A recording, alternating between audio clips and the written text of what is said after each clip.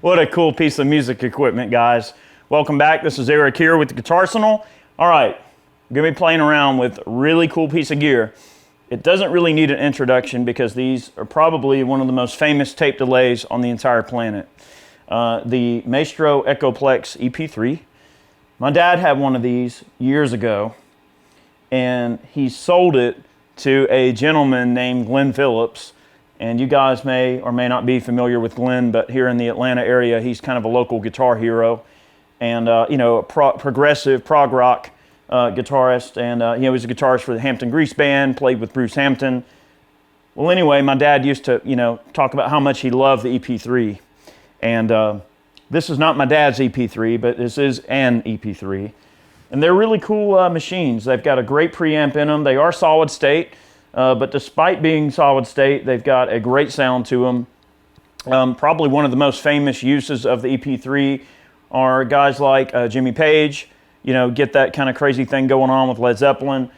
But the Echoplex is used by Hendrix a good bit, and I know also that the Echoplex is a famous tape echo for Eric Johnson, uses the EP-3 preamp and runs his delays through it. He doesn't use the actual tape echo. I think his EP-3 has been modified just to, have his pedal signal just go straight through the unit.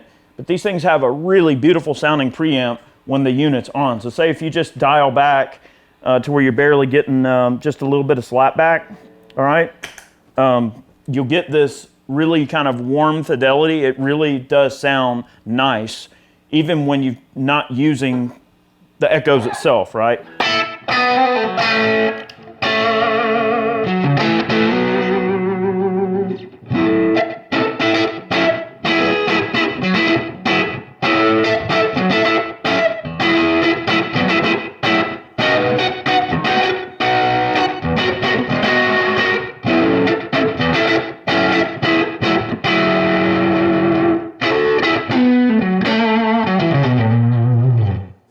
So dial down real low, real sedate.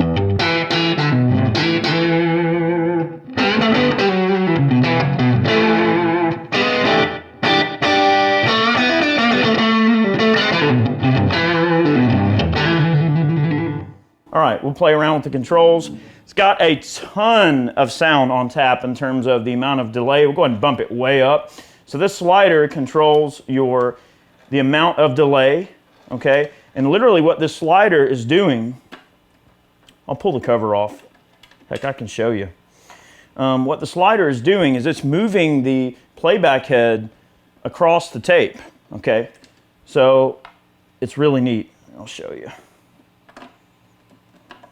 Pull this off. We can run it without it.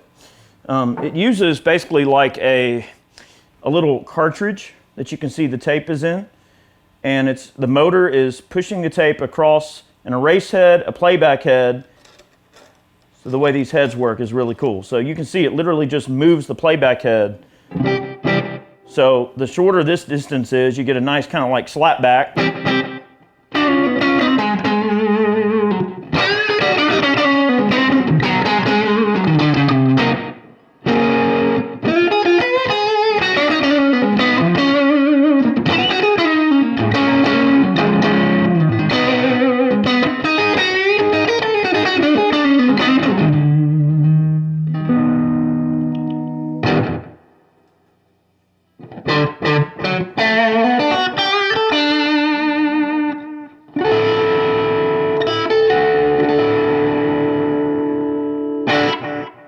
All right, you notice I've got the sustain, which is essentially like the amount of repeats. You know, this thing will cascade and go crazy if we crank this up.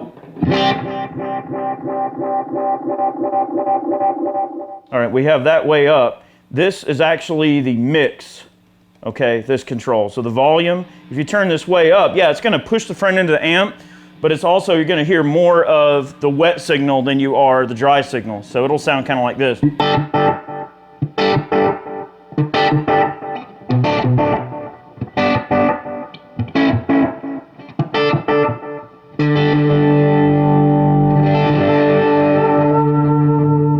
It also makes the overall sound of the unit, that preamp, really, really sound great.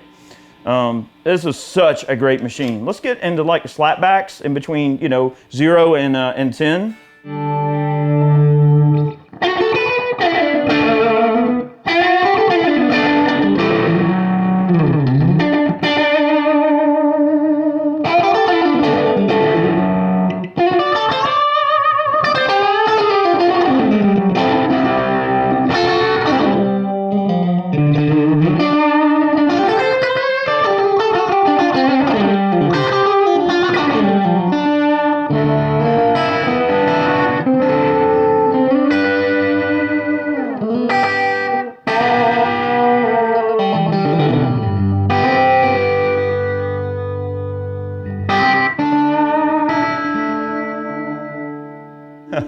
What a magical piece of hardware. I mean, we're going to go through a bunch of sounds. I'm going to sort of chase sounds.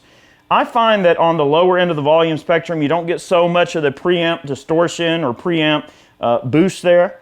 But by playing around with the sustain and getting it kind of low and not getting too crazy on the repeats and keeping that volume, you know, kind of in check, maybe about 30% or less, you can really play around with these things. Let's go towards the top end of the amount of repeats.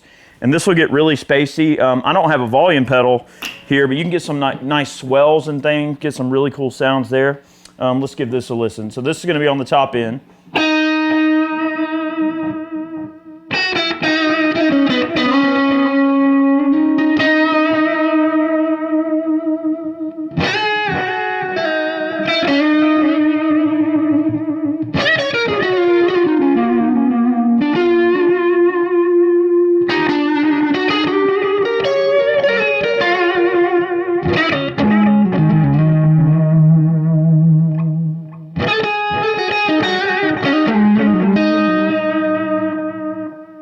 Really cool stuff, man. All right, look, we'll get the sustain all the way down. All right, we'll turn this echo up. Get this thing kind of cascading a little bit. This will be kind of cool.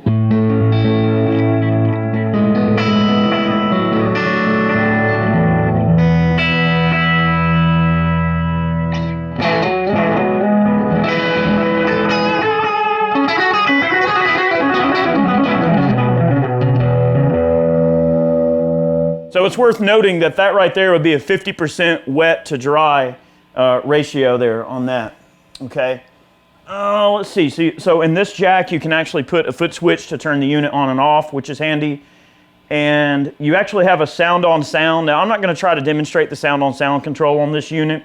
This particular unit has been modified with some other switches and stuff. I use it pretty much as a standalone echo, just as you hear it. The sound on sound mode, though, the idea is that you play over a segment and you can play back over it. Kind of like a really crude, I guess, ditto looper or something like that, like a loop pedal. But the problem is you don't really know when it's going to start. It depends on the length of the tape. So you don't really know how long you can play until you play and start hearing what you played already over the top of it. It sounds awful in my opinion, but maybe I don't know how to use it correctly, but I like just, man, the beautiful sound of this thing. This sucker gets some great slapbacks. Let's get that volume back down. Get about a 60-40, maybe a 30-70 mix on the wet to dry.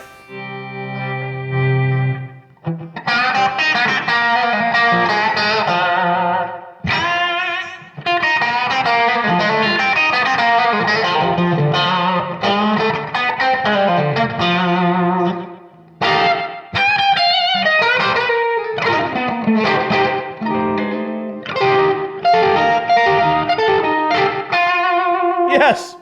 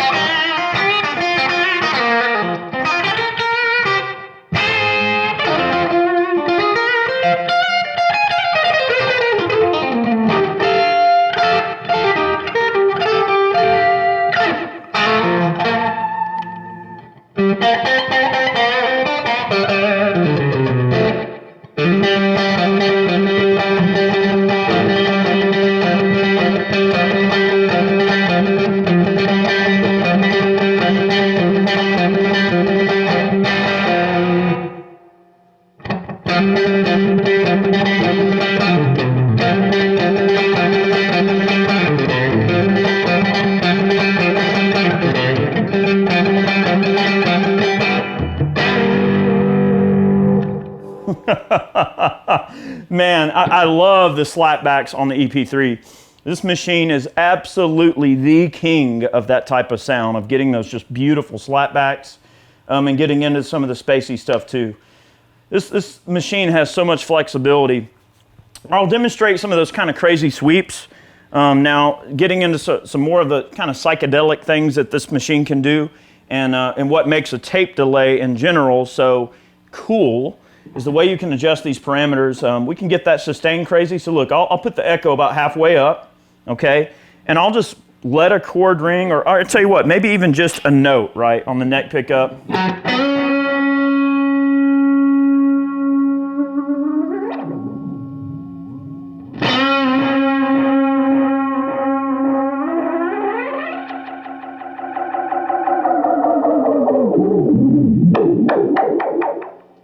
You know, you get those kind of sounds.